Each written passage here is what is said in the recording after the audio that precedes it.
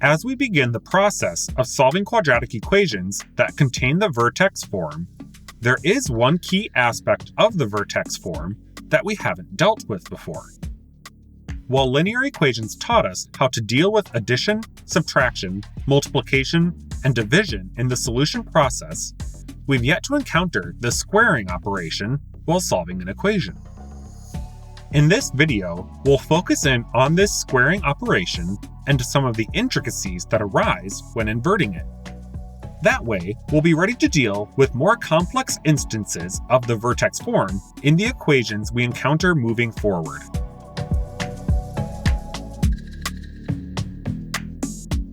In order to isolate the squaring operation, we'll start our discussion with this equation. A squared equals 9. At its heart, this equation is asking a question. What number times itself equals 9? This might be a quick and easy question for some of you because the answer is 3, right? Well, yes, 3 times 3 is in fact 9. So 3 is a solution to this equation. But as we've seen many times before, there's more to the story here. When we evaluated quadratic expressions, we made some observations about squaring, including the fact that the result of squaring a real number was never negative. This is because a negative number times another negative number is positive. What this means for our equation is that there's another sneakier answer, -3. And a quick evaluation here indicates that this is indeed a solution. Thus, we have two solutions to our equation, 3 and -3. If we try out a few other equations, the process will go very similarly.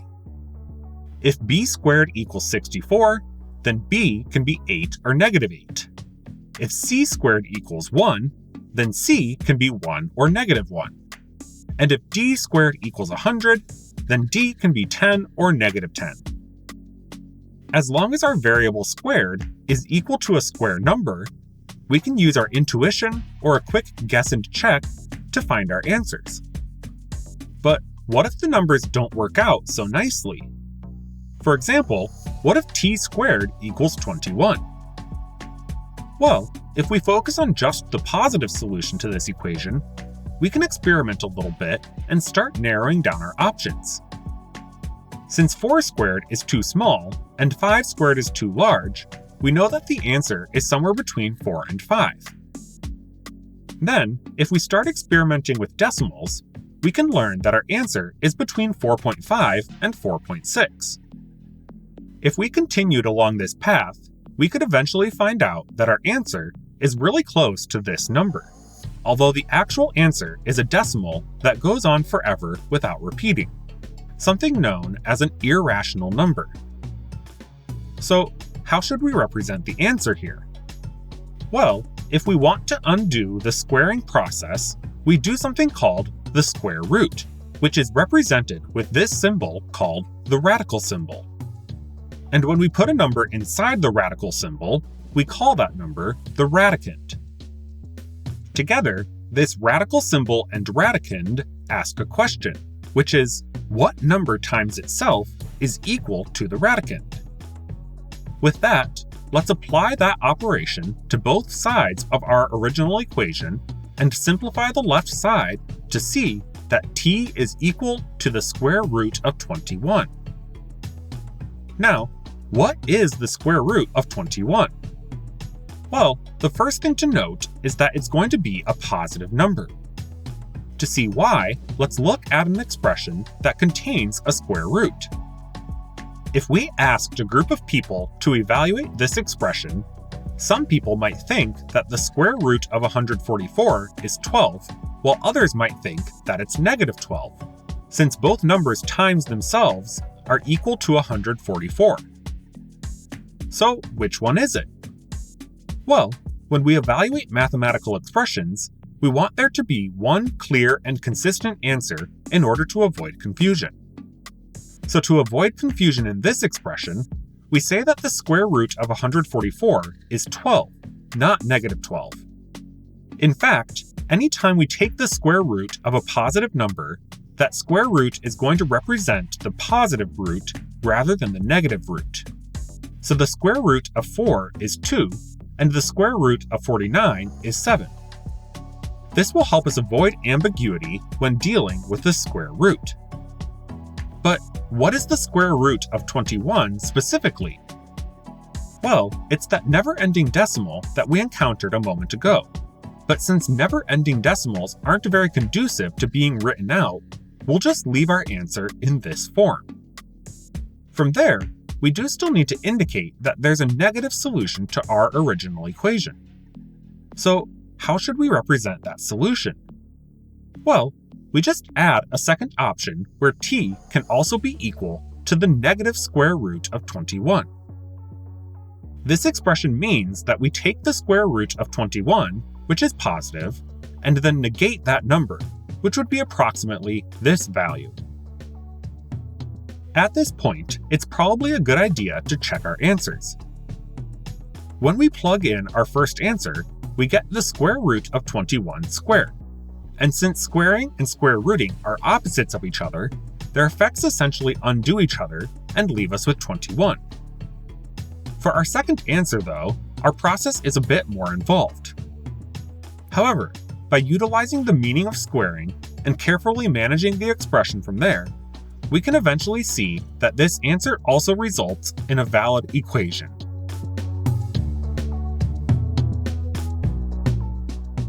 Now that we're more familiar with the concept of the square root, let's practice using that concept with some more equations. Since the left side of each equation involves a variable being squared, we'll take the square root of both sides in each example. Then, we'll simplify the left side of each example so that we're left with a variable being equal to a positive square root. And finally, we'll include the second solution for each example, which is the negative square root. At this point, we could be done since we have two solutions for each equation. However, we generally prefer to have our square root expressions simplified, so we won't move on just yet. But what does it mean to simplify a square root? Well, in one of these problems, the simplification might be rather obvious. If you look at our solutions for m, they both involve the square root of 25. And what is the square root of 25? Well, it's 5. Since 5 times 5 is 25, we can simplify this square root to a whole number, which is definitely preferable as an answer. However, if we take a quick look at the other square roots on this screen, we'll see that none of them will simplify this way, since none of them have radicands that are square numbers. So, is there a different way that we can simplify these square roots? It turns out that there is, and it involves a special property of square roots. The square root of a times b is equal to the square root of a times the square root of b. Now, this property is only true if a and b are not negative, but that won't be an issue for the problems at hand as long as we don't do anything to introduce a negative number. So, let's try applying this property to simplify our solutions for n. Both solutions here contain the square root of 24, so let's write that expression below our answers.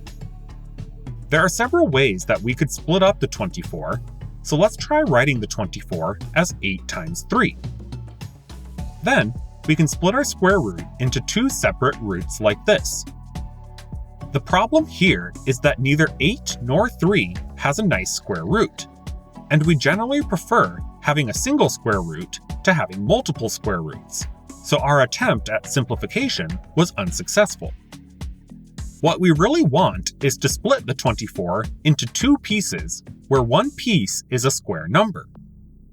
In order to facilitate this, let's list out some square numbers and see if any of them go into 24. We can quickly see that the first number on our list, 1, does in fact go into 24.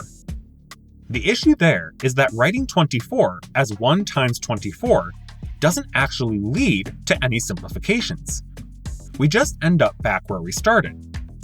So let's ignore the 1 and see if any other square numbers go into 24.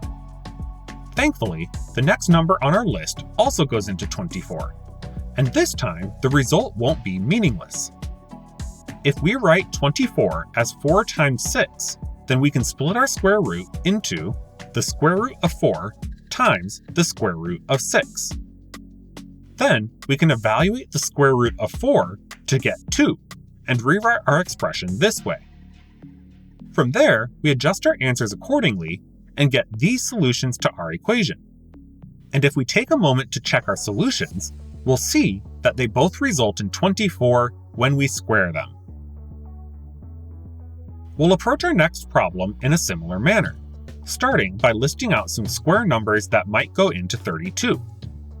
We'll ignore the 1 based on what we observed in the last problem, which means that 4 is the next option to check out. And since 4 is once again a factor of our radicand, we'll rewrite our expression as the square root of 4 times 8.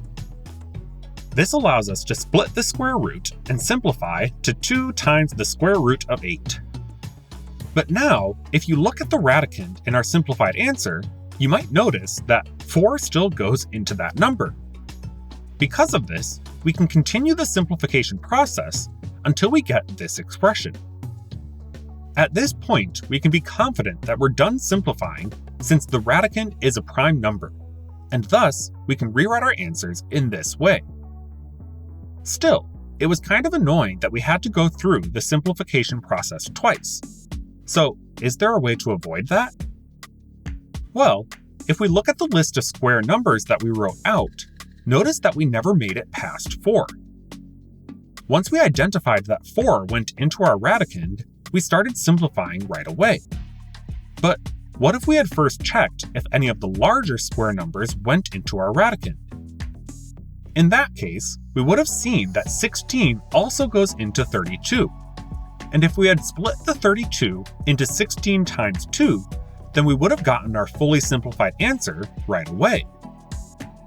Over time, we'll see that if we want to simplify our square root in one step, then we need to identify the largest possible square number that goes into our radicand and split up the radicand accordingly.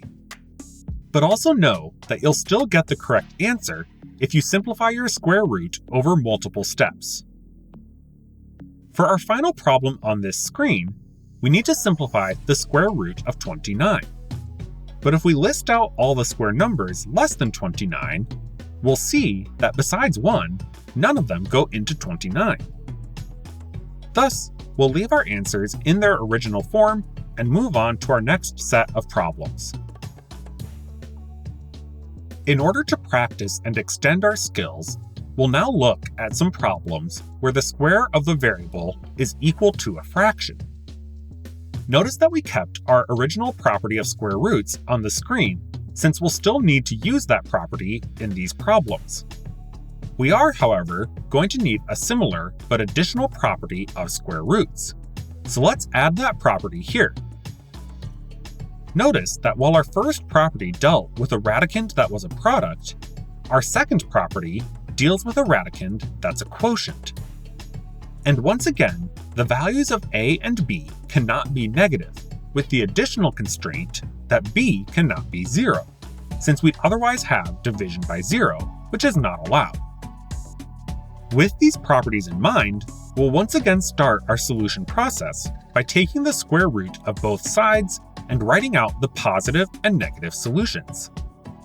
Then, we'll focus in on the first problem where we need to simplify the square root of 4/3. Using our second property of square roots, we can immediately change this into the square root of 4 over the square root of 3. Then, we can simplify the square root of 4 to 2 and recognize that the square root of 3 does not simplify. Now, while this simplification is valid, there is another convention regarding square roots that we should take into account. We generally don't want to have square roots in the denominator of a fraction, which means that this square root of 3 here is a bit of a problem. Thankfully though, there's a quick and nifty way to avoid this issue. We just multiply the fraction by 1. The nice thing about multiplying by 1 is that it doesn't change the value of the original expression. But if we write 1 as the square root of 3 over the square root of 3, then our multiplication process does change the appearance of our expression. We end up with 2 times the square root of 3 in the numerator, but in the denominator, we take the square root of 3 times itself, which is 3. This gives us our fully simplified expression, which we can substitute back into our solutions to rewrite them this way. Finally, with all that manipulation we did, it's probably a good idea for us to check our answers here. And while there will be several steps to work out in that process, we'll eventually see that our answers are correct. With that, let's check out our next problem. We'll start once again by taking the square root of the numerator and denominator separately. And in the denominator, we should be able to recognize that 121 is a square number and thus has a square root of 11. Then, in the numerator, we'll simplify that square root using the methods we discussed on our last screen, which eventually gives us 6 times the square root of 2. Then, since we've simplified our square roots and don't have a square root in the denominator, we're ready to substitute this expression back into our answers and move on to the next pair of problems. For the first problem on our final screen, notice that the fraction reduces by a factor of 3, so that reduction is an important first step. Then, we can split the root and see that neither root will simplify. We do, however, want to remove the root from the denominator, so we'll multiply by root 2 over root 2. This gives us 2 separate roots in the numerator though, which isn't preferable. However, we can actually combine those using our first property of square roots. While we've normally been using these properties to split up square roots, we can also do that process in reverse to combine square roots if necessary. For our final problem, the main thing to note here is that as we deal with larger and larger numbers, we'll probably need more advanced strategies when identifying the largest square number that goes into our radicand. These strategies will typically focus on prime factorization, so let's write out the prime factorization of each radicand here. For the 125, we can see that it's the product of 3 5s. This means that if we combine 2 of those 5s, we'll get a square number in the numerator's radicand. The 588, on the other hand, has a prime factorization of 2 times 2 times 3 times 7 times 7. Here, we can combine pairs of prime numbers, which will get us 196 times 3 for the denominator's radicand. From there, we can simplify our roots, remove the root from the denominator, and write down our final answers. And with that, we now know many of the details of square root simplification. That concludes part 1 of this video on solving quadratic equations using the Vertex form. Hope you learned something new, and thanks for watching.